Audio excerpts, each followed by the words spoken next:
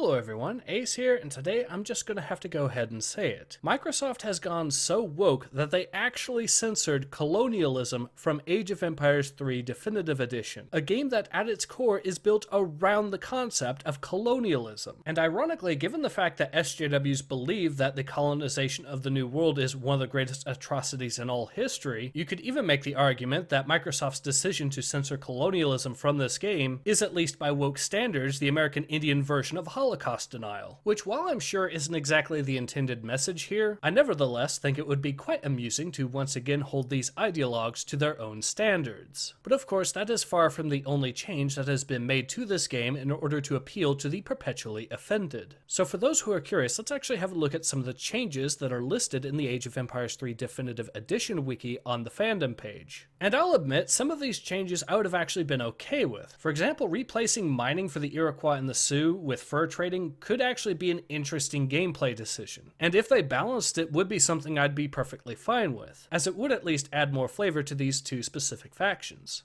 Other changes, such as renaming the Iroquois and the Sioux to the Haudenosaunee and Lakota respectively, as well as turning the fire pit into the community plaza, those changes I don't think were necessary but weren't exactly deal breakers for me either. But then they decided to take it a step further by nerfing the nature friendship ability, as well as completely remove Crazy Horse from the game. Yes, you heard me right. Crazy Horse, one of the most famous American Indian icons, has been written out of the game's War Chiefs campaign, in the name of diversity and inclusivity. And as I've mentioned at the start of this video, they of course took the effort of censoring mentions of colonialism, even going so far as to rename the colonial age in the game as well as the colonial militia. But you may also be amused to hear that colonialism isn't the only, quote, problematic element of history they've decided to censor either, as they also took the effort to rename plantations to estates. 3 guesses as to what problematic part of history they're trying to censor there. But considering the fact that Microsoft took all of this effort to make those kinds of changes, but yet at the same time couldn't be bothered to make sure that the game runs properly at launch, I have to say that not only is Microsoft being demonstrably incompetent at being woke, but they also, unsurprisingly, don't have their priorities in order either. So I really can't blame people who have lost interest in this remaster. And to be honest, I also can't really blame people that are now concerned about how Age of Empires 4 will go, because it's quite clear that Microsoft just does not care. Hopefully they take the negative feedback that fans have given them to heart, and hopefully Age of Empires 4 will not be a repeat, but I cannot in good faith hold my breath on that. Having said all that, I will of course be keeping tabs on this situation to see if any more news transpires.